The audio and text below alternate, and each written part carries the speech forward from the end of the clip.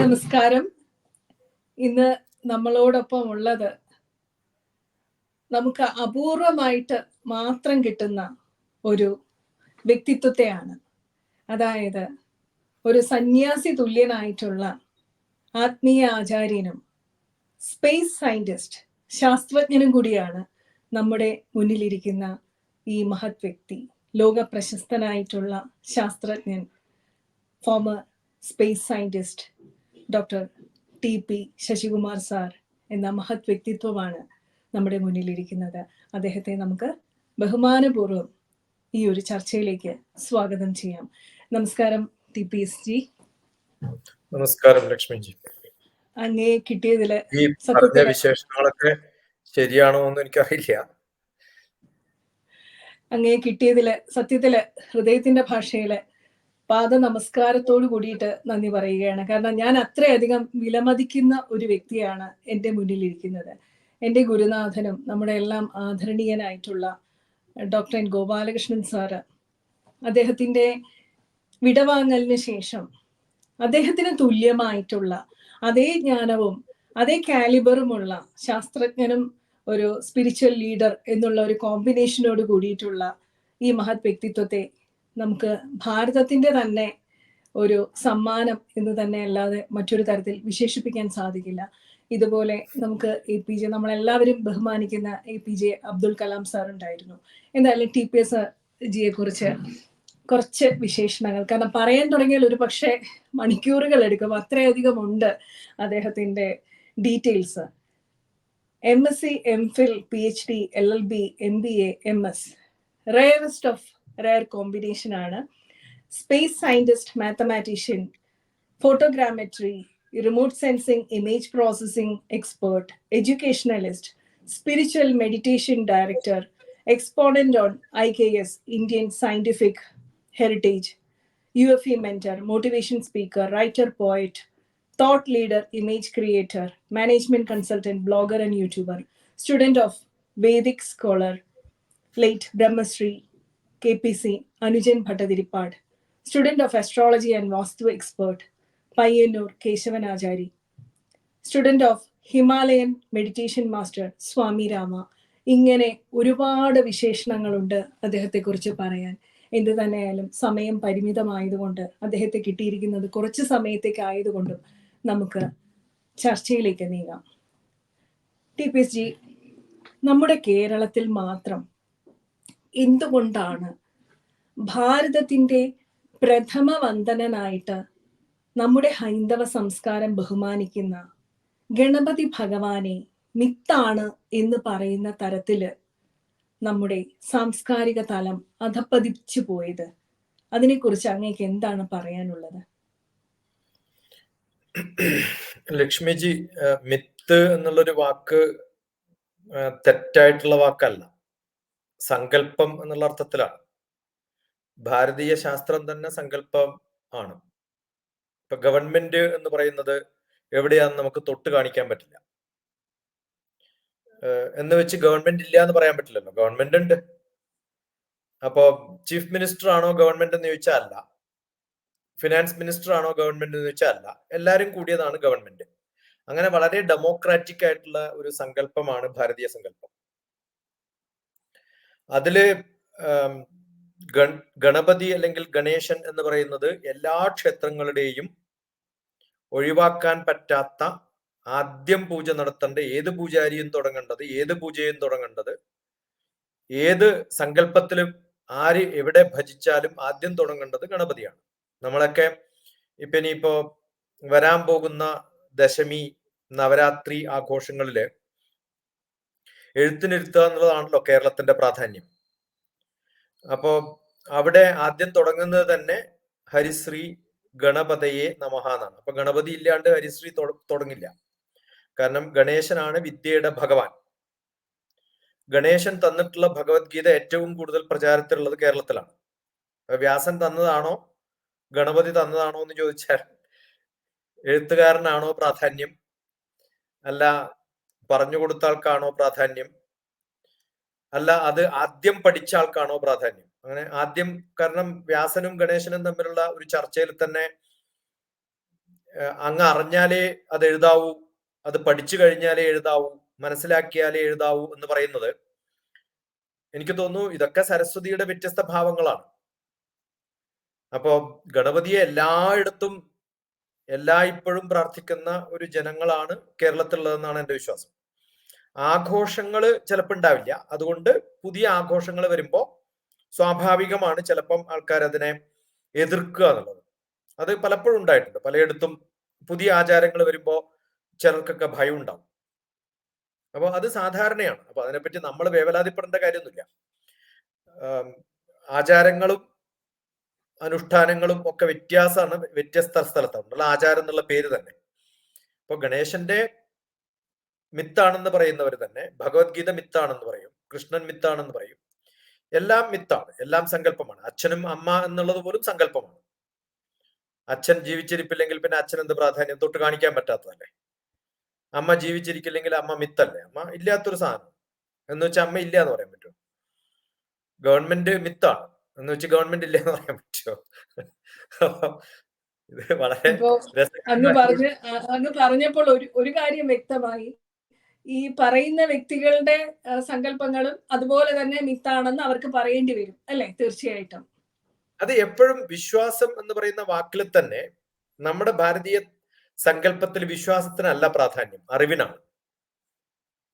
വിശ്വാസം അറിവായിട്ട് മാറുമ്പോഴാണ് നമ്മൾ യഥാർത്ഥമായിട്ട് ഒരു മനുഷ്യനായി മാറുന്നത്. സ്പിരിച്വാലിറ്റി എന്ന് പറഞ്ഞാൽ റിലീജിയൻ അല്ലാത്തത് അവിടെയാണ്. റിലീജിയൻ എന്ന് പറഞ്ഞാൽ വിശ്വാസ പ്രമാണങ്ങളിലൊക്കെ ബന്ധിസ്ഥമായിട്ടുള്ള ഒരു സംഭവമാണ്. അവിടെ നിന്നും നമ്മൾ കടന്ന് അതിന്റെ ഉള്ളറകളിലേക്ക് എത്തി എന്താണെന്നുള്ള അറിവ് നേടുമ്പോഴാണ് നമ്മൾ യഥാർത്ഥ സ്പിരിച്വൽ ആവുന്നത്. ഇപ്പൊ ഞാൻ ഇൻട്രൊഡ്യൂസ് ചെയ്ത് പറയുന്ന സമയത്ത് ബ്രഹ്മശ്രീ KPC അനുജൻ ഭട്ടതിരിപ്പാട്. ബ്രഹ്മശ്രീ എന്ന വാക്കിൽ എല്ലാവർക്കും കിട്ടുന്നതല്ലല്ലോ. ബ്രഹ്മത്തെ അറിയുന്നവരാണ് ബ്രഹ്മൻ. അങ്ങനെ എല്ലാവരും ബ്രാഹ്മണന്മാരല്ല ജനിച്ചത് കൊണ്ട്. അവർക്കൊക്കെ വിശ്വാസത്തിലാണ്, ഒരു വിശ്വാസത്തിലാണ് പൂജ നടത്തുന്നത്. പക്ഷെ അദ്ദേഹം ബ്രഹ്മശ്രീ ആവുമ്പോഴാണ് യഥാർത്ഥ അറിവുള്ളവരായി മാറുന്നത്. അദ്ദേഹത്തിന്റെ ഒക്കെ കൂടെ നടക്കാൻ പറ്റി എന്നുള്ളതാണ് നമ്മുടെ ചെറിയൊരു ഭാഗ്യം. അതുപോലെ മെഡിറ്റേഷൻ മാസ്റ്റർ എന്ന വാക്ക് ഉപയോഗിക്കെങ്കിലും സ്വാമി രാമയുടെ ശിഷ്യൻ വേദഭാരതി മഹാമണ്ഡലേശ്വറാണ് ഏറ്റവും ഉയർന്ന നിലയിലുള്ള സ്വാമിമാരുടെ അദ്ദേഹത്തിന്റെ ശിഷ്യനായിരുന്നു. അദ്ദേഹം ഒരിക്കലും മെഡിറ്റേഷൻ മാസ്റ്റർ എന്ന് പറയാറില്ല. കാരണം മെഡിറ്റേഷൻ എന്ന വാക്ക് തന്നെ തെറ്റിദ്ധരിക്കപ്പെടുത്തായതുകൊണ്ട് സൈലൻസ് മാസ്റ്റർ എന്നാ പറയാ. സൈലൻസ് ആണ് അദ്ദേഹം. എന്താണ് പഠിപ്പിക്കുക വെച്ചാൽ സൈലൻസ് ആണ്, ഹൗ ടു ബി സൈലന്റ്. അപ്പോൾ ആ സൈലൻസിൽ നമുക്ക് കിട്ടുന്ന ഒരു അവസ്ഥയാണ് സ്പിരിച്വാലിറ്റി. അത് അറിയുമ്പോഴാണ് നമ്മൾ ആത്മീയമായി മാറുന്നത്. അത് ആർക്കെങ്കിലും കാണിച്ചു കൊടുക്കാൻ പറ്റുമോ എന്ന് ചോദിച്ചു കഴിഞ്ഞാൽ വളരെ ബുദ്ധിമുട്ടുള്ള ഒരു കാര്യമാണ്. Doctor TPS Himalayan meditation master ആണ്. കാരണം എന്റെ മാസ്റ്റർ പോയി എനിക്ക് ആ ആശീർവാദം തന്നിട്ടുണ്ട് പഠിപ്പിക്കാനുള്ള. ഞാൻ ഇതുവരെ ആരെയും പഠിപ്പിച്ചിട്ടില്ല. കാരണം അത് പഠിക്കാൻ പറ്റുന്ന ഒരാളെ കിട്ടിയാലല്ലേ. വിദ്യാർപ്പണം പാത്രമറിഞ്ഞു വേണമെന്നാണ്. അപ്പം അത് ഇല്ലാത്തൊരു സ്ഥിതിയിൽ നമുക്ക് അത് പറയാൻ പറ്റും. ഇപ്പം വെള്ളത്തോളിന്റെ കവിത തെറ്റാണ്, മിത്താണെന്ന് പറയുന്നവർ വെള്ളത്തോൾ മിത്താണെന്ന് പറയണ്ടേ? ഇപ്പൊ ഞാനൊക്കെ ഇതിലൊക്കെ എത്തുന്നതിന് മുമ്പ് ആദ്യപടിയില് ഞാൻ ഗണപതിയെ അറിഞ്ഞത് ശിഷ്യനും മകനും എന്ന പുസ്തകത്തിലാണ്. എനിക്കറിയില്ല ലക്ഷ്മി വായിച്ചിട്ടുണ്ടോ. ഞാൻ പഠിച്ചിട്ടുള്ളതാണ്. ഞാൻ കോളേജിൽ മാത്തമാറ്റിക്സ് BSc പഠിക്കുമ്പോൾ നമ്മൾ പഠിക്കാനുള്ള ഒരു പുസ്തകമാണ് ശിഷ്യനും മകനും. അപ്പൊ അത് പഠിക്കുന്ന സമയത്ത് എന്നെ പഠിപ്പിച്ചത് നല്ലൊരു മാഷുമാണ്. കേശവ പട്ടേരി എന്ന് പറയുന്ന അതിപ്രഗത്ഭനായ പയ്യന്നൂർ കോളേജിലെ പ്രൊഫസറാണ് എന്നെ പഠിപ്പിച്ചത്. നല്ലോണം മുറുക്കിയിട്ടൊക്കെയാണ് ക്ലാസ്സിൽ വരിക. അപ്പൊ ഫ്രണ്ട് ബെഞ്ചിൽ അധികാരി ഇരിക്കില്ല. കാരണം ചിലപ്പോൾ തുപ്പല് വീണാൽ ദേഹം കേടാവുന്നുണ്ട്. അങ്ങനെ തന്നെ വരിക. അപ്പൊ പുറത്തു പോയി തുപ്പിയിട്ട് നേരെ ക്ലാസ്സിൽ വന്നിട്ട് ഇന്നലെ എവിടെയാ നിർത്തിയതെന്ന് ചോദിക്കും. ഒന്നും പ്രിപ്പയർ ചെയ്യാതിരുന്ന് വരുന്ന മാഷന്മാരാണ് അവരൊക്കെ. കാരണം പ്രിപ്പയർ ചെയ്യേണ്ട കാര്യമില്ല. അങ്ങനെ പഠിച്ചതാണ് ഞാൻ അവിടെ നിന്ന് മലയാളം. അപ്പം അദ്ദേഹം ആ കവിത ചൊല്ലുന്ന സമയത്ത് പരശുരാമൻ എന്ന ശിഷ്യൻ ശിവൻ എന്ന ഗുരുവിനെ കാണാൻ പോകുന്ന രംഗമാണ്. അന്ന് ആ മുമ്പിലിരുന്ന് എവിടെയാണ് നിർത്തിയത് എന്ന് പറയാൻ വേണ്ടി ഫുൾ പുസ്തകം ബൈഹാർട്ട് പഠിച്ചിട്ടാണ് ഞാൻ ഇരിക്കുന്നത് ക്ലാസ്സിൽ. കാരണം ഇന്നലെ എവിടെ നിർത്തി എന്നുള്ളതിൽ ഇന്ന് എവിടെ തുടങ്ങണം എന്ന് പറയുമ്പോൾ ഇന്നലെ നിർത്തിയതും ഇന്ന് തുടങ്ങാവുന്നതും ഞാൻ പറയുമായിരുന്നു. അപ്പൊ അതിനകത്ത് നല്ല രസകരമായ കുറെ വർണ്ണനകളുണ്ട്. പരശുരാമൻ എന്ന കേരളീയനാണല്ലോ പരശുരാമൻ. ഹിമാലയത്തിൽ പോയിട്ട് കൈലാസത്തിൽ പോയിട്ട് ശിവനെ കാണാൻ നിൽക്കുമ്പോ ചെല്ലാം പ്രണത ശിഷ്യനു ദേശീയങ്കൽ സ്ഥലം സമയം എന്നിവ നോക്കിടാതെ, എനിക്ക് ഗുരുവിന്റെ അടുത്ത് പോകാൻ സ്ഥലവും സമയമൊന്നും നോക്കണ്ട എന്ന് പറയുന്ന പരശുരാമനെ തടുത്തു നിർത്തുന്ന ജ്യേഷ്ഠാനുജന്മാരായ ഗണപതിയും ഗണപതിയുടെ ബ്രദറും കാർത്തികേയന് നിൽക്കുമ്പോൾ, കാർത്തികേയന് ജ്യോതിഷം നല്ല വശമുള്ളത് കൊണ്ട് അദ്ദേഹം ഉടനെ ലീവ് എടുത്ത് പോകും. രണ്ടുപേരും ഹേരമ്പനും ഗുഹനുമായി ഇവരുണ്ട് കാവലിന്നിരിപ്പു എന്നാണ്. രണ്ടുപേരും രണ്ട് സൈഡിൽ നിൽക്കുകയാണ് ഡോറിൽ. കാരണം അച്ഛനും അമ്മയും സല്ലപിക്കുന്ന സമയമാണ്, ശിവനും പാർവതി. അപ്പൊ അകത്ത് കയറരുതെന്നാണ് ഇവർ പറയുന്നത്. അപ്പം ഇദ്ദേഹം പറയും എനിക്കിപ്പോ ഒന്ന് പോകണം എന്ന് പറയും, ടോയ്ലറ്റിൽ പോകണം എന്ന് പറഞ്ഞിട്ട് കാർത്തികേയൻ അങ്ങോട്ട് പോകും. കാരണം കാർത്തികേയൻ അറിയാം എന്താ സംഭവിക്കുന്നത്, കാരണം അദ്ദേഹം ജ്യോതിഷത്തിന്റെ ഗുരുവാണ്. വരാൻ പോകുന്ന പ്രശ്നം അറിഞ്ഞതുകൊണ്ട് അയാൾ സ്ഥലം വിട്ടു ഉടനെ തന്നെ. എന്നിട്ടാണ് ഗണപതിയെ എടുത്ത് ചുറ്റിക്കറക്കി ഇടുന്നൊരു രംഗമുണ്ട്. കാരണം തടഞ്ഞു നിർത്തുകയാണ് ഗണപതി, പോവരുതെന്ന് പറഞ്ഞ്. പോകട്ടെ ഞാൻ വിടുവിടില്ല കടന്നുകൂടാ എന്നൊക്കെ പറഞ്ഞ് ശണ്ട കൂടുന്ന കവിതയാണ്. നല്ല രസകരമായ കവിത. അപ്പൊ ഞാൻ ഫുൾ അന്ന് പഠിച്ചിട്ടുണ്ടായിരുന്നു. അങ്ങനെ ആ ഒരു രംഗം നമ്മൾ കാണുമ്പോ ഒരു കവിയല്ല, ഒരു ബന്ധവുമില്ലാത്ത കുറെ കവികൾ അവിടെയും ഇവിടെയും സങ്കല്പത്തിലാണ് എഴുതിയിരിക്കുന്നത്. അത് സങ്കല്പം തന്നെയാണ്, കവിയുടെ സങ്കല്പമാണ്. അങ്ങനെ ഒരു കൈലാസം ഉണ്ടോ? ഉണ്ട്. അന്ന് സങ്കല്പമായിരുന്നു. അന്ന് എനിക്ക് തോന്നുന്നില്ല വള്ളത്തോൾ അവിടെ പോയിട്ട് കണ്ടിട്ടാണ് കൈലാസത്തെ കുറിച്ച് വർണ്ണിച്ചത്. അപ്പൊ ഈ കവിത ഫുൾ പഠിച്ചിട്ടാണ് ഞാൻ കൈലാസത്ത് പോകുന്നത് ഗുരുവിന്റെ കൂടെ. ഗണേശന്റെ സ്ഥലവും, ഗണേശൻ ജനിച്ച സ്ഥലവും കളിച്ചു നടന്ന സ്ഥലവും പാർവതിയുടെ നാടും ശിവന്റെ അടവും ഒക്കെ കാണുമ്പോ നമ്മൾ ഈ പഠിച്ച കവിതകൾ കംപ്ലീറ്റ് എങ്ങനെയാണ് ഇങ്ങനെ ഇത് എഴുതാൻ സാധിച്ചത് എന്ന് ചോദിക്കുമ്പോ അന്ന് എനിക്ക് തോന്നുന്നില്ല ഇവർ നടന്നു കണ്ടിട്ടാണ് ഇത്. ഇതിഹാസം എന്ന് പറഞ്ഞാൽ ഞാൻ കണ്ടു എന്നുള്ള അർത്ഥത്തിലാണ്. ആ ഇതിഹാസത്തിൽ നിന്ന് എടുത്തിട്ടുള്ളതാണ് ഈ സംഭവങ്ങളൊക്കെ. ഇതൊക്കെ കാണാം. മികവുടയ കുബേരപത്തനത്തിൽ സുഖനകമാകിയ താഴികക്കുടങ്ങൾ പകൽ ബഹുതി കടന്ന ഭസ്കരൻ തൻ പ്രകടമരീചികളാൽ തിളങ്ങി മിന്നിന്നാണ്.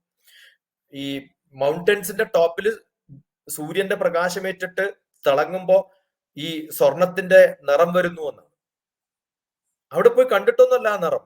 കേരളത്തിൽ നോക്കി അത് കാണൂല്ല. എങ്ങനെയാ ഇത് എഴുതിയതെന്ന് ചോദിച്ചാൽ ഇതിനൊരു എക്സ്പ്ലനേഷൻ പറയാൻ പറ്റില്ല. ഇത് മിത്താണ്, മിത്ത് തന്നെയാണ്. മിത്ത് എന്ന് പറയുന്നതിൽ ഇപ്പൊ എന്താ കുഴപ്പം? എന്തായാലും അങ്ങ് മിത്തിന്റെ ശരിയായിട്ടുള്ള അർത്ഥം പറഞ്ഞു തന്നു. ഈ പറഞ്ഞ വ്യക്തികൾ ഉദ്ദേശിച്ചത് അത് മിത്ത്, സങ്കല്പം എന്നല്ല, ഇല്ലാത്തത് മിഥ്യ എന്നുള്ള രീതിയിലാണ്. പക്ഷെ അങ്ങ് വ്യക്തമായിട്ട് കറക്റ്റ് ആയിട്ടുള്ള ഒരു കോൺസെപ്റ്റ് എന്താണെന്നുള്ളത് വ്യക്തമാക്കി തന്നു. അതുകൊണ്ട് ആ വിവാദത്തിലേക്ക് കൂടുതൽ പോകുന്നില്ല. ലക്ഷ്മി, ആരെങ്കിലും ഒരാൾ ഇല്ല എന്ന് പറയണമെങ്കിൽ ഉണ്ട് എന്ന ഒരു ബോധം എവിടെയോ ഉണ്ടാവണം. തീർച്ചയായിട്ടും ആ ബോധം ഉണ്ടെങ്കിലേ ഇല്ല എന്ന് വാദിക്കാൻ വരുള്ളൂ. അല്ലെങ്കിൽ പിന്നെ വാദിക്കേണ്ട കാര്യമില്ല, ഇല്ല നിങ്ങൾ മനസ്സിലാക്കിയാ പോരെ. എന്തായാലും സയന്റിഫിക് ടെമ്പർ വെച്ച് ചിന്തിച്ചിട്ട് വേണം ഗണപതി ഇല്ല എന്ന് പറയണമെന്നാണ് ഈ പറഞ്ഞ വ്യക്തി പറഞ്ഞത്. അപ്പോ എന്തായാലും ഈ സയന്റിഫിക് ടെമ്പറിന്റെ ഏറ്റവും എക്സ്ട്രീമിൽ നിൽക്കുന്ന ശാസ്ത്രജ്ഞനിൽ നിന്ന് തന്നെ ഞങ്ങൾക്ക് അതിന്റെ വിവരണം കേൾക്കാൻ സാധിച്ചത് സാക്ഷാൽ ഗണപതി ഭഗവാന്റെ അനുഗ്രഹമായിട്ടാണ് ഞാൻ കരുതുന്നത്, ഞങ്ങൾ എല്ലാവരും കരുതുന്നത്. കാരണം അടുത്ത ആഴ്ച ഏകദേശം സെപ്റ്റംബർ 7-ാം തീയതി വിനായക ചതുർത്ഥിയാണ്. അതുകൊണ്ട് തന്നെ അങ്ങേ ഞങ്ങളുടെ മുമ്പിൽ തന്നതും ഭഗവാൻ തന്നെയാണ് എന്നാണ് എൻ്റെ ഉറച്ച വിശ്വാസം. അതുമായിട്ട് ബന്ധപ്പെട്ടിട്ട് മറ്റൊന്ന് ചോദിക്കാനുണ്ട്. സയന്റിഫിക് ടെമ്പർ ഉള്ളവരെല്ലാമാണ് ഗണപതിയെ മിത്താണ് എന്ന് പറയേണ്ടതെന്നാണ് നമ്മുടെ ചില ആദരണീയ ഭരണാധികാരികൾ വ്യക്തമാക്കിയത്. അതുകൊണ്ട് തന്നെ ഗണേശോത്സവം മഹാരാഷ്ട്രയിൽ ആണ് തുടക്കം കുറിച്ച് ജനകീയമാക്കിയത് എന്നുള്ളത് അങ്ങേക്ക് അറിയുന്ന കാര്യമാണ്.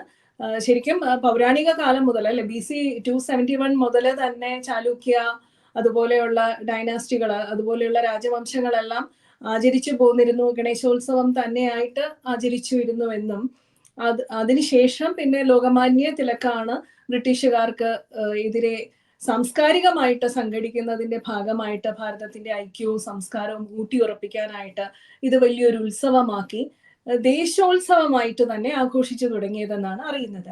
എന്തുകൊണ്ടാണ് കേരളത്തിൽ ഈ സംസ്കാരങ്ങളൊന്നും അതുപോലെ തന്നെ ആചരിക്കപ്പെടാതെ പോകുന്നത്? എന്നാൽ ഒരുപാട് ഗണപതി ആരാധകർ മറ്റുള്ള സംസ്ഥാനങ്ങളെ പോലെ തന്നെ ഗണപതിയെ പ്രഥമ വന്ദനനായിട്ട് അങ്ങ് തന്നെ നേരത്തെ പറഞ്ഞു, നമ്മൾ എല്ലാവരും പൂജിക്കുന്നവരാണ് ഗണപതി ഭഗവാനെ. ഗണപതി ഹോമത്തോട് കൂടിയിട്ടാണ് നമ്മളെല്ലാം തുടങ്ങുന്നത്. പക്ഷേ കേരളത്തിൽ ഇത്തരത്തിലുള്ള ഉത്സവങ്ങൾക്ക് എന്തുകൊണ്ടാണ് സ്വീകാര്യത ഇല്ലാത്തത്? ഇതുമായിട്ട് ബന്ധപ്പെട്ട് മറ്റൊരു കാര്യം കൂടി എനിക്ക് പറയാനുണ്ടായിരുന്നു. ഈ കഴിഞ്ഞ ദിവസം പത്രത്തിൽ വന്ന ഒരു വാർത്തയാണ്. Kerala university vice chancellor doctor Mohan Kunnummel പറഞ്ഞ ഒരു പ്രസ്താവനയാണ്.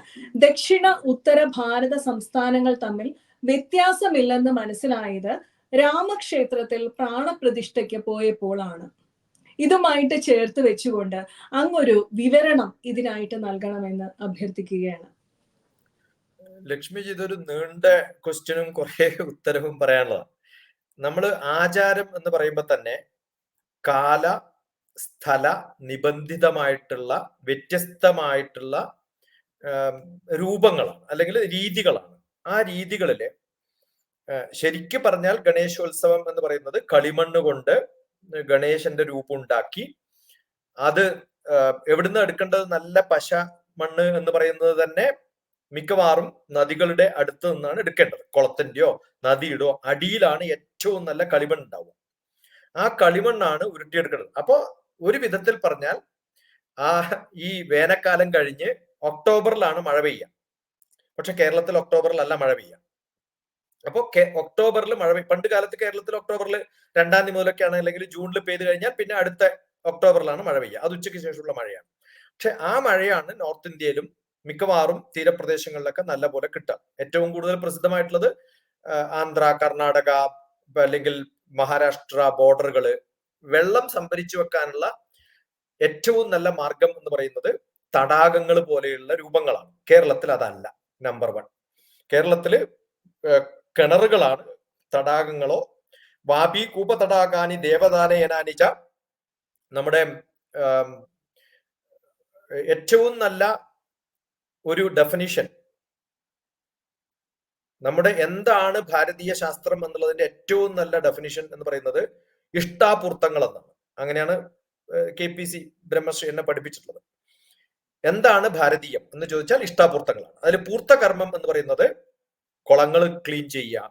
ഉണ്ടാക്കിയെടുക്കാൻ പറ്റില്ല. ഒരു സ്ഥലത്ത് കുറെ കുളങ്ങൾ വേണ്ടല്ലോ. ഒരു വില്ലേജിൽ ഒരു കുളം ഉണ്ടെങ്കിൽ പിന്നെയും കുളം കുത്തേണ്ട കാര്യമില്ലല്ലോ. അപ്പൊ അതിനെ ക്ലീൻ ചെയ്യാറുള്ളതാണ്.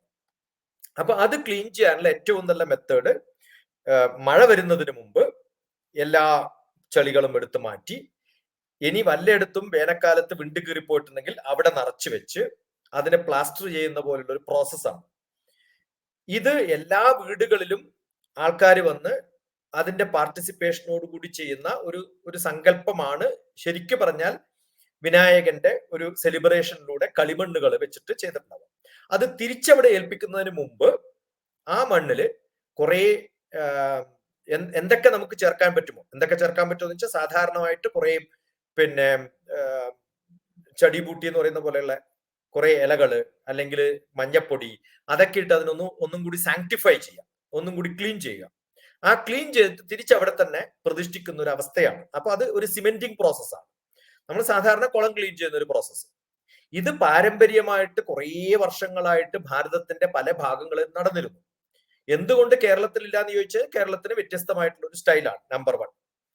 പിന്നെ 2 തരത്തിലുള്ള കലണ്ടറാണ് ഭാരതീയ സങ്കല്പത്തിൽ ഉണ്ടാവുന്നത്. ഞാൻ എന്റെ തിഥി അല്ല ഞാൻ ഏത് അമ്പലത്തിൽ പോയാലും പറയുന്നത്, എന്റെ സ്റ്റാറാണ്. അതേ സമയത്ത് നമ്മൾ എവിടെയെങ്കിലും നോർത്ത് ഇന്ത്യയിൽ പോയാൽ അവർ തിഥിയാണ് ചോദിക്കുക. കാരണം ഒന്ന് സ്റ്റാർ വെച്ചിട്ടുള്ള കലണ്ടർ, മറ്റൊന്ന് തിഥി വെച്ചിട്ടുള്ള കലണ്ടർ. അപ്പൊ 28, 27 ഇത് വെച്ചിട്ടുള്ള ഒരു 27, 28 നക്ഷത്രങ്ങളാണ് നമ്മുടെ നക്ഷത്രങ്ങൾ. 28 ദിവസം ചില നക്ഷത്രങ്ങൾ 2 ദിവസമൊക്കെ വരുന്നതുകൊണ്ട്. അപ്പൊ ഇപ്പം നമ്മൾ ശ്രീകൃഷ്ണ ജന്മ അഷ്ടമി എന്നാണ് പറയുക. കാരണം അത് നോർത്ത് ഇന്ത്യ എന്നുള്ള അഷ്ടമിയാണ്. പക്ഷെ കേരളീയർക്ക് അഷ്ടമി അല്ല, രോഹിണിയാണ് നമ്മൾ ആഘോഷിക്കേണ്ടത്. പക്ഷെ നമ്മൾ നോർത്ത് ഇന്ത്യൻ ഇൻഫ്ലുവൻസ് വെച്ചിട്ട് ഇപ്പൊ രോഹിണി ആഘോഷിക്കാറില്ല, കൃഷ്ണ അഷ്ടമി മാത്രമേ ആഘോഷിക്കാറുള്ളൂ. കൃഷ്ണൻ ജനിച്ച സമയത്ത് അഷ്ടമി രോഹിണിയിലാണ് ജനിച്ചത്. നമ്മൾ എന്തേ രോഹിണി വിട്ടിട്ട് അഷ്ടമി എത്തിയത്? നോർത്ത് ഇന്ത്യൻ ഇൻഫ്ലുവൻസ് നമ്മളിൽ ഉള്ളതുകൊണ്ട്. പണ്ട് കാലത്ത് എന്റെ അമ്മയൊക്കെ പറഞ്ഞിട്ടുള്ളത് രോഹിണി നക്ഷത്രത്തിലാണ് കൃഷ്ണന്റെ, അന്നാണ് നമ്മൾ പൂജക്ക് കൊടുക്കുക. അത് പൂജക്ക് ദേവീക്ഷേത്രത്തിലാണ് കൊടുക്കുക. ചിലപ്പോൾ എന്റെ വീട്ടിന് തൊട്ടടുത്ത് ദേവീക്ഷേത്രം ആയതുകൊണ്ട്, കൃഷ്ണക്ഷേത്രം കുറച്ച് ദൂരെ ആയതുകൊണ്ട് അവിടെ പോവാറില്ല. അപ്പൊ നമ്മുടെ ആഘോഷങ്ങളും ഒക്കെ ഡിപ്പെൻഡ് ചെയ്തിരിക്കുന്നത് നക്ഷത്രങ്ങളാണ്. ഇപ്പൊ ഗണേശന്റെ നക്ഷത്രം ഏതാന്ന് ചോദിച്ചാൽ എനിക്ക് തോന്നുന്നില്ല ലോകത്തിൽ ഒരു ജ്യോതിഷനും ഇതുവരെ കണ്ടുപിടിച്ചിട്ടുണ്ട്. അതുകൊണ്ടാണ് നമ്മൾ ചതുർത്ഥി മാത്രം ആഘോഷിക്കുന്നത്. അങ്ങനെ ഒരു ചതുർത്ഥി നമ്മുടെ ആഘോഷത്തിൽ പെട്ടിട്ടില്ല. കാരണം നമ്മൾ പിന്നെ അതല്ല നോക്കുക. അച്ഛൻ മരിച്ചു കഴിഞ്ഞാൽ തിഥിയിലാണ് നമ്മൾ കർമ്മം ചെയ്യേണ്ടത്. പക്ഷെ തിഥി ആരും നോക്കാറില്ല, നക്ഷത്രങ്ങളാണ്. ആ നക്ഷത്രം വരുന്ന സമയത്ത് തിഥിയും നക്ഷത്രവും തമ്മിൽ 28 ദിവസങ്ങളും 30 ദിവസം വരെയുള്ള ഡിഫറൻസ് വരാം. ആ ഡിഫറൻസ് ആണ് നമുക്ക് അത്. ഇത് മാത്രല്ല, നമ്മൾ വിഷു ആഘോഷിക്കുമ്പോൾ ഉഗാദിയാണ് ആഘോഷിക്കുന്നത്. ഉഗാദിയും വിഷുവും തമ്മിൽ 30 ദിവസത്തിന് ഡിഫറൻസ് വരാം. തൊട്ടടുത്ത സംസ്ഥാനമാണ്. ഇത് 2 കലണ്ടർ ഫോളോ ചെയ്യുന്നതിന്റെ ഒരു പ്രായോഗികമായിട്ടുള്ള ഡിഫറൻസ് ആണ്. അത് ശരിയാക്കണോന്ന് ചോദിച്ചാൽ ശരിയാക്കേണ്ട കാര്യമൊന്നുമില്ല. കാരണം നമ്മളെ സംബന്ധിച്ചിടത്തോളം ഈ 30 ദിവസം എന്ന് പറയുന്നത് ദേവലോകത്ത് നമ്മൾ വിശ്വസിക്കുന്ന ഭഗവാൻ എന്ന് പറയുന്ന ഒരു സ്ഥലത്ത്, അവരുടെ ലോകത്ത് അത് ഡിം എന്ന് പറയുന്ന ഒരു നിമിഷം മാത്രമാണ്. അപ്പൊ അത് ഉച്ചക്ക് ആഘോഷിക്കണോ, ബർത്ത്ഡേ രാവിലെ ആഘോഷിക്കണോ, രാത്രി ആഘോഷിക്കണോ എന്ന് ചോദിക്കുന്ന പോലെയാണ്. അപ്പൊ ഇതിനെക്കുറിച്ച് നമ്മൾ വലിയ വേവലാതിപ്പെടേണ്ട കാര്യമില്ല എന്നാണ് ഞാൻ പറയാം. ആഘോഷങ്ങളല്ല പ്രാധാന്യം, ആചാരങ്ങളാണ് പ്രാധാന്യം. ആചാരങ്ങൾക്ക് അനുഷ്ഠാനങ്ങളുടെ ഒരു ബന്ധം വേണം. അതെന്താണെന്ന് മനസ്സിലാക്കണം. അത് മനസ്സിലാക്കുമ്പോൾ ഞാൻ ചെയ്യാം ഈ പറഞ്ഞ പ്രാണപ്രതിഷ്ഠ. 10 ദിവസം ഗണേശന്റെ വിഗ്രഹം കൊണ്ടുവെക്കുമ്പോൾ അത് പ്ലാസ്റ്റർ ഓഫ് പാരീസ് അല്ല വേണ്ടത്, പ്ലാസ്റ്റിക് അല്ല വേണ്ടത്. മോദകം എന്ന് പറയുന്ന, മോദകത്തിന്റെയൊക്കെ സങ്കല്പം വലിയ സങ്കല്പങ്ങളാണ്. പുറമെ കാണുന്നതല്ല ഉള്ളില് രുചി എന്നാണ്. എല്ലാവരുടെയും പുറമെ കാണുന്നതല്ല ഉള്ളിൽ രുചി എന്ന് പറഞ്ഞു കൊടുക്കുന്ന ഒരു സങ്കല്പം. ഇതിലൊക്കെ physical, emotional, intellectual, social, spiritual, അങ്ങനെ 5 നിലകളില് അതാണ് പഞ്ചീകൃതം. പ്രപഞ്ചം എന്ന് പറയുന്നതിനെ പഞ്ചീകൃതമായിട്ടുള്ളതാണ് നമ്മുടെ പൂജാവിധികൾ.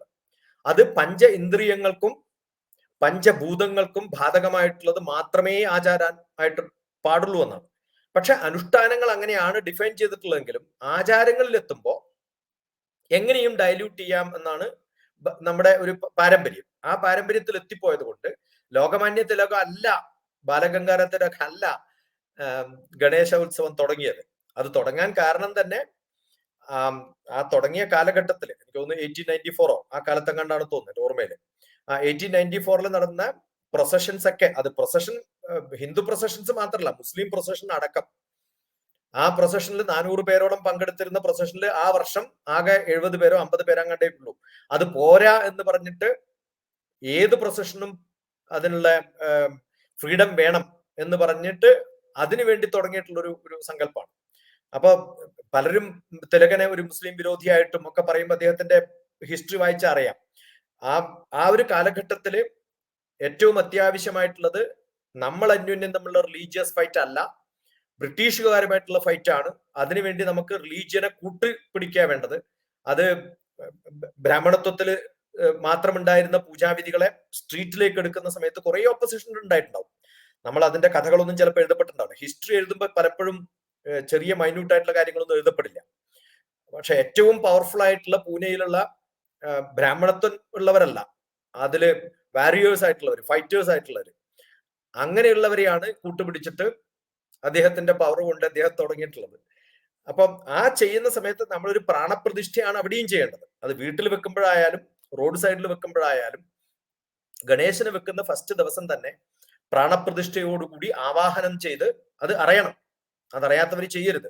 അത് ആ ഒരു ബിംബത്തിലേക്ക് എനിക്ക് എന്തൊക്കെ ആചാരം ചെയ്യാൻ പറ്റുമോ അതൊക്കെ ചെയ്തിട്ട് ഇൻവൈറ്റ് ചെയ്ത് കൊണ്ടുവന്ന് പ്രതിഷ്ഠിച്ച് അവസാന ദിവസം ഞാൻ വേണ്ട എന്ന് പറഞ്ഞു കൊടുക്കുന്ന സമയത്ത്, തിരിച്ച് ഭൂമിയിലേക്ക് കൊടുക്കുന്ന സമയത്ത് വലിയൊരു സങ്കല്പമാണ്, ഒരു കൃഷിക്കാരന്റെ സങ്കല്പമാണ്. ഞാൻ ഭൂമിയിൽ നിന്ന് എടുത്തത് ഭൂമിയിലേക്ക് തന്നെ തിരിച്ചു കൊടുക്കുന്നു എന്നുള്ളൊരു സങ്കല്പം. അത് എനിക്ക് ദേവന് തുല്യമാണ് മണ്ണ് എന്നുള്ള സങ്കല്പം. അപ്പൊ കൃഷിക്കാരന് ഏറ്റവും കൂടുതൽ പ്രാധാന്യമേൽക്കുന്ന വെള്ളം, മണ്ണ്, ഞാൻ സങ്കല്പിക്കുന്ന സ്പിരിച്വൽ ബോഡിയെ എനിക്ക് അവിടത്തേക്ക് കൊണ്ടുവരാനുള്ളത്, അവിടെ ചെയ്യുന്ന എല്ലാ പൂജാവിധികളിലുള്ള മണവും, ഭക്ഷണവും, മോദകം ഭക്ഷണം. അപ്പൊ ശരീരത്തിലുള്ള എല്ലാ പഞ്ചേന്ദ്രിയങ്ങൾക്കും ഇഷ്ടമുള്ള സംഭവങ്ങൾ ചെയ്യിപ്പിക്കുക എന്നുള്ളതാണ് ഏത് ക്ഷേത്രത്തിൽ നടക്കുന്നതും. ഏത് ദേവീ സങ്കല്പത്തിലായാലും ഞാൻ ഒരു വിളക്ക് കത്തിച്ചിട്ട് ദേവിയാണെന്ന് പറഞ്ഞ് പൂജ ചെയ്യുന്ന സമയത്ത് ആ വിളക്കിൽ ദേവിയെ ആവാഹിക്കാനുള്ള കഴിവ് എനിക്കുണ്ട്. ആ കഴിവ് ഉപയോഗിച്ചിട്ട് ഞാൻ ആവാഹിക്കുമ്പോൾ വിളക്കാണ് ദേവി. അപ്പൊ അതുപോലെ ഒരു മണ്ണാണ് ഗണേശൻ.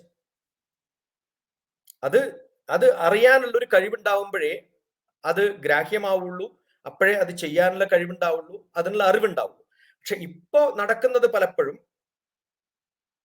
വെറും പ്രൊപ്പഗൻഡ. ഇപ്പം ഹൈദരാബാദിലൊക്കെ തെലുഗുദേശം ഗണേശൻ, BJP ഗണേശൻ, കോൺഗ്രസ് ഗണേശൻ, മാർക്സിസ്റ്റ് ഗണേശൻ, മുസ്ലിം ലീഗ് ഗണേശനും ചിലപ്പോൾ വന്നു എന്ന് വരാം. അപ്പൊ എല്ലാ പാർട്ടിക്കാർക്കും പ്രസംഗിക്കാൻ പറ്റുന്ന ആൾക്കാർ കൂടുന്ന ഒരു വേദിയായി മാറി.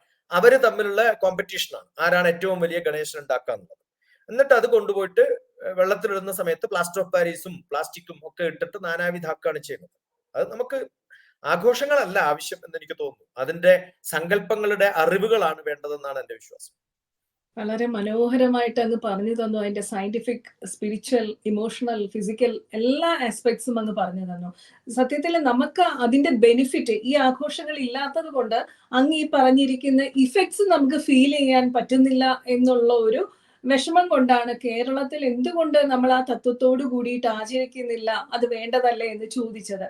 മറ്റൊന്ന്, നേരത്തെ ഞാൻ ചോദിച്ച ക്വസ്റ്റ്യൻ തന്നെ ഒന്നും കൂടെ അങ്ങൊന്ന് ഇലാബറേറ്റ് ചെയ്യണമെന്ന് അഭ്യർത്ഥിക്കുകയാണ്. അതായത് ഈ പറഞ്ഞ വൈസ് ചാൻസലർ അദ്ദേഹം മോഹൻ കുന്നുമൽ പോയിട്ട് പറഞ്ഞത് ഉത്തര ഭാരതവും ദക്ഷിണ ഭാരതവും തമ്മിൽ ഒരു വ്യത്യാസവുമില്ല എന്ന് അദ്ദേഹത്തിന് ബോധ്യപ്പെട്ടത് പ്രാണപ്രതിഷ്ഠ കണ്ടപ്പോഴാണ്. അപ്പം അത് നമ്മൾ ശരിക്കും പറഞ്ഞാൽ അങ്ങ് പറഞ്ഞതുപോലെ ആ ഒരു ഇൻഫ്ലുവൻസ്, നോർത്ത് ഇന്ത്യൻ ഇൻഫ്ലുവൻസ് നമ്മൾ കേരളത്തിലും അത് ആഘോഷിക്കുമ്പോഴല്ലേ നമുക്ക് മനസ്സിലാകുള്ളൂ ഭാരതം ഒന്നാണ് എന്നുള്ളത്. അല്ല, നമ്മുടെ ശങ്കരാചാര്യർ എന്തിനു വേണ്ടിയിട്ടാണ് നോർത്ത് ഇന്ത്യയിൽ പോയിട്ട് പൂജ സൗത്ത് ഇന്ത്യക്കാരൻ ചെയ്യണം എന്ന് പറഞ്ഞത്? എന്തുകൊണ്ടാണ്? ഞാൻ അടുത്ത കാലത്ത് ദേവഘർ എന്ന് പറഞ്ഞാൽ ദിയോഘർ എന്നാണ് സ്പെല്ലിങ്ങിൽ, പക്ഷെ ദേവഘറാണ് രാവണൻ പ്രതിഷ്ഠിച്ചിരിക്കുന്ന ശിവക്ഷേത്രങ്ങളിൽ ഭാരതത്തിൽ ഏറ്റവും പ്രസിദ്ധമായിട്ടുള്ളത്. ആ സ്ട്രീറ്റിലൂടെ നമ്മൾ നടക്കുമ്പോൾ, ഞാൻ എന്റെ വീഡിയോ ഇട്ടിട്ടുണ്ട്, ആ ദേവഘറിലൂടെ നമ്മൾ നടക്കുമ്പോൾ എന്നെ അവിടുന്ന് നേരെ പൊക്കിയെടുത്ത് കണ്ണു കെട്ടിയിട്ട് കാശി സ്ട്രീറ്റിൽ കൊണ്ടിട്ടാലും ഒരേപോലെയാ. ഒന്ന് ഈസ്റ്റിലും മറ്റേത് വെസ്റ്റിലും ആണെന്ന് വിചാരിച്ചാൽ ഇത് രണ്ടും ഒരേപോലെയാണ്. ആ സ്ട്രീറ്റ് തമ്മിൽ ഒരു വ്യത്യാസമില്ല. അതേപോലെയാണ് നമ്മൾ ഏതെങ്കിലും ഒരു ഉത്സവപ്പറമ്പില്, നല്ല വലിയ ക്ഷേത്രങ്ങളിൽ ഉത്സവപ്പറമ്പിൽ, ഇപ്പൊ തിരുവനന്തപുരത്ത് ഉത്സവം നടക്കുന്ന സമയം ഉണ്ടെങ്കിൽ ആ സമയത്ത് തന്നെ കൊണ്ടിട്ടാലും അതേപോലെ ആയിരിക്കും. അപ്പൊ ഭാരതത്തില് ഞാൻ ആ ദേവഘറിൽ ഇരുന്നിട്ട് പൂജ ചെയ്യുന്ന സമയത്ത് മണ്ഡപത്തിൽ ഇരുന്നു, തൊട്ടടുത്ത് തന്നെ പൂജാരിയുടെ തൊട്ടടുത്താണ് ഞാൻ ഇരുന്നത്, അവിടുത്തെ ചീഫ് പ്രീസ്റ്റിന്റെ. അദ്ദേഹം എന്നോട് ചോദിച്ചത് ഗുരുവായൂർ ക്ഷേത്രത്തിൽ എപ്പോഴെങ്കിലും തൊഴാൻ വരണം, എനിക്ക് ആഗ്രഹം ഉണ്ടെന്നാണ്. ആലോചിച്ച് നോക്കുക, നമ്മുടെ ആഗ്രഹം അവിടെ പോകണമെന്നാണ്, കാശി പോകണമെന്നാണ്. കാശിക്കാരന്റെ ആഗ്രഹം രാമേശ്വരത്ത് പോകണമെന്നാണ്.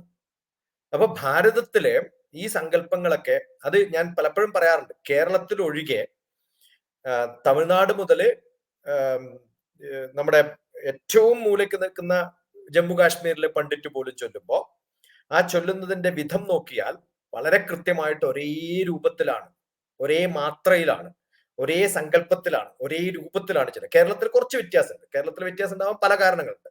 കാരണം കേരളത്തിൽ പൂജാരിമാരെ കിട്ടാത്തൊരവസ്ഥയിലുണ്ടായിരുന്ന സമയത്ത് നമ്മൾ തമിഴ്നാട്ടിൽ നിന്നും കർണാടകയിൽ നിന്നും ഒക്കെ ആൾക്കാരെ കൊണ്ടുവന്ന് പൂജാരി, അതുകൊണ്ടാണ് വ്യത്യസ്ത പേരുകളിൽ കേരളത്തിൽ പൂജാരിമാരെ കാണുന്നത്.